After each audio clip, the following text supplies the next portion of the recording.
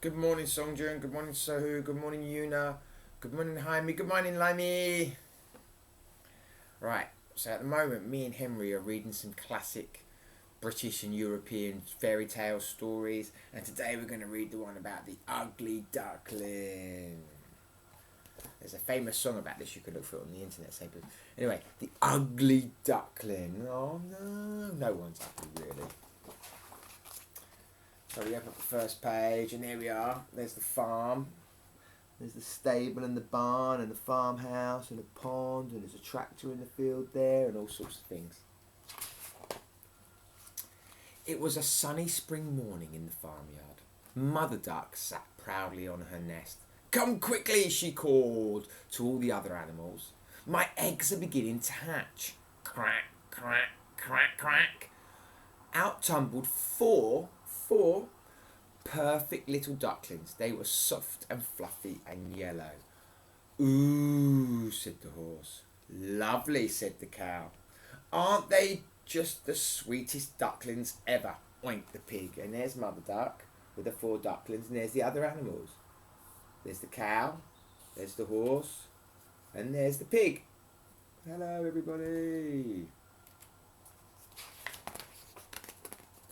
"Cheep, cheep," chirped the baby ducklings, and Mother Duck gave them a big cuddle. Here she is, very proud with her four ducklings. But look, here there's another egg. But there was one egg left. It was bigger than the others and strangely speckled. Then it began to crack open. Out popped two funny feet, two wobbly wings, and one bumpy beak. Mother Duck gasped. He didn't look at all like her other baby ducklings. "What a strange little creature," said the horse. "Such a funny colour," said the cow. "He's a very ugly duckling," snorted the pig. Oh, horrid animals, huh? "Hush," scolded Mother Duck. "He's my baby, and I love him." Oh, Mother Duck's nice. "Now come along, children. It's time for your first swimming lesson." So here's Mother Duck, and she loves all her babies, even if they're a little bit different. Mums are good like that.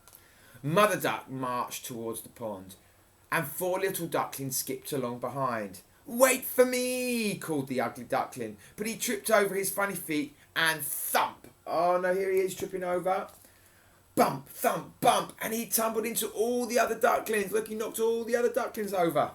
"How clumsy," said the cow. "Never mind," said Mother Duck. "Now into the water like good little ducklings." There they are. Mother Duck doesn't care. She still loves her babies. "Let's sing our duckling song," Mother Duck called. "Quackety quack quack, quack quack," chanted the four little ducklings. And here's the four little ducklings singing their quackety song. "Honkety honk," the ugly duckling sang happily. Oh no, the ugly duckling's singing a different song. "What's that?" hooted the horse.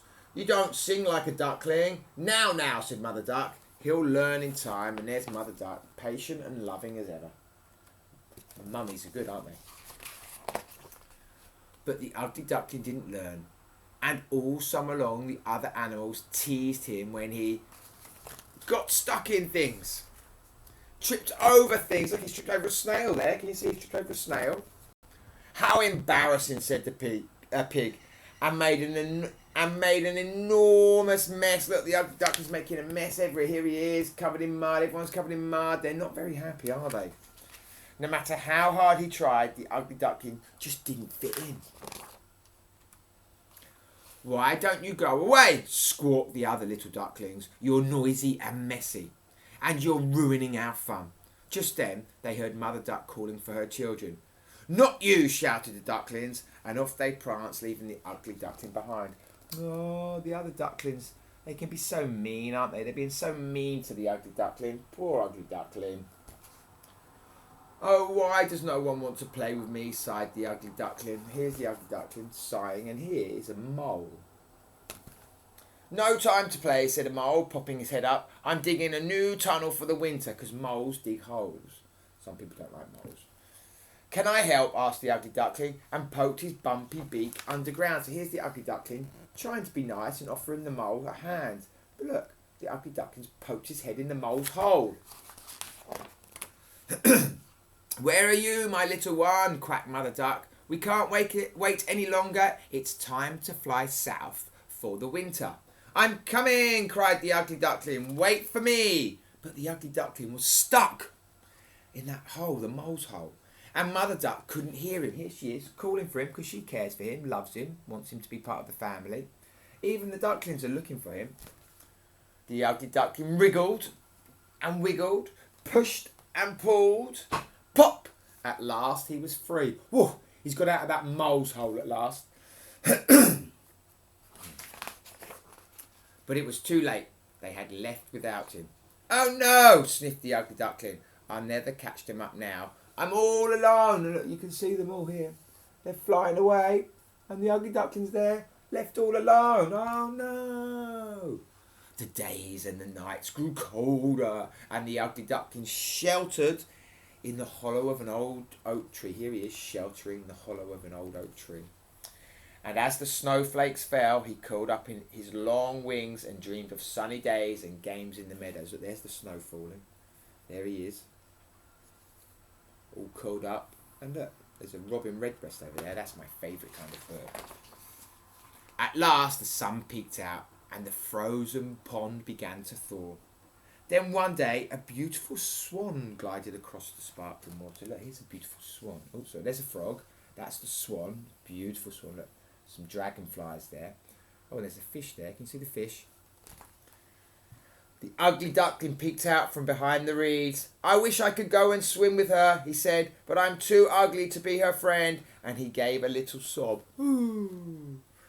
"Who's there?" called the swan. "Come out and play." "I can't," whispered the ugly duckling. "I'm too funny looking and everybody laughs at me."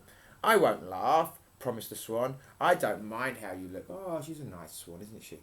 And there's our ugly duckling behind the reeds, and there's the swan. So the ugly duckling took a deep breath and stepped outside. There's the ugly duckling. Look, he's coming out, but he's changed. He looks very familiar now, doesn't he? "But you're beautiful," exclaimed the swan. "Look!" And he looked down at his reflection and saw that she was right. Look, there's his reflection.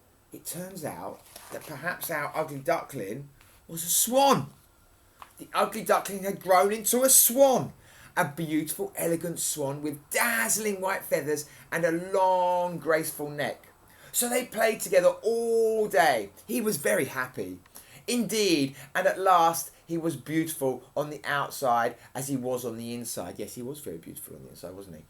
And the best of all, he had a friend. Look, here they are. Look, the two swans together being friends. And there's two fish. And I see a butterfly and two dragonflies. And there's a ladybird there. Not a ladybug.